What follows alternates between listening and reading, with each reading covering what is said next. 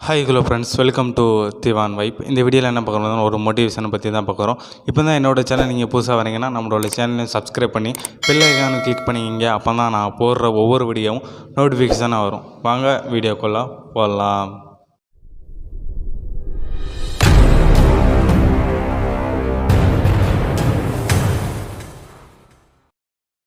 ஒரு ஆன்மீகவாதி என்ன செய்தார் பார்த்தீங்கன்னா, ஆன்மீக சொற்பொழிவை வந்து சொல்லிக்கிட்டு இருக்காரு. அங்கே இருக்கார் ஒரு சீடர் வந்து அதை கேட்டுக்கொண்டு இருக்காரு.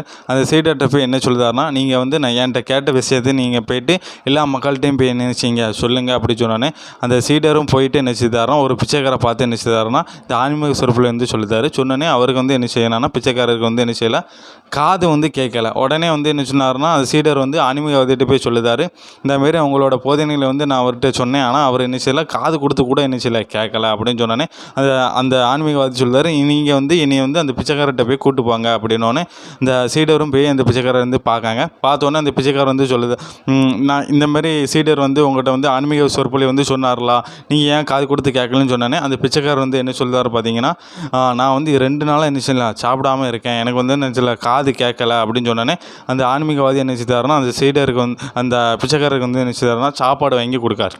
சாப்பாடு வாங்கி கொடுத்தோன்னே வச்சுருங்கன்னா, அவர் பசியை அருந்தி அவரோட காது அடைப்பு வந்து நீங்கிடுது. இப்போ வந்து அந்த சீடர் வந்து அந்த ஆன்மீக சொற்பொழிவை வந்து அந்த பிச்சைக்காரன்ட்ட சொன்னோன்னே என்ன செய்தாருன்னா, அவர் வந்து கேட்காரு. இதுலேருந்து என்ன புரியுதுன்னு பார்த்தீங்கன்னா, யார் எந்த நிலையில் இருக்காங்கன்னு நினைச்சணும், அவங்களோட நிலையை வந்து நம்ம அறிஞ்சிக்கிட்டு தான் நினைச்சணும். ஆன்மீக சொற்பொழிவாக இருந்தாலும் எது சொன்னாலுமே நினைச்சணும் சொல்லணும். அதை விட்டுக்கிட்டு அவனுக்கு எந்த நிலையை அறியாமல் நம்ம ஆன்மீக சொல்ல போய் சொன்னோம்னா என்னத்துக்கவும். அதனால் என்றைக்குமே யார் எப்படி என்ன நிலையில் இருக்காங்கன்னு நினைக்கணுமோ அறிஞ்சு தான் அவங்கள்ட்ட என்ன செய்யணும் போய் பேசணும். நன்றி, வணக்கம்.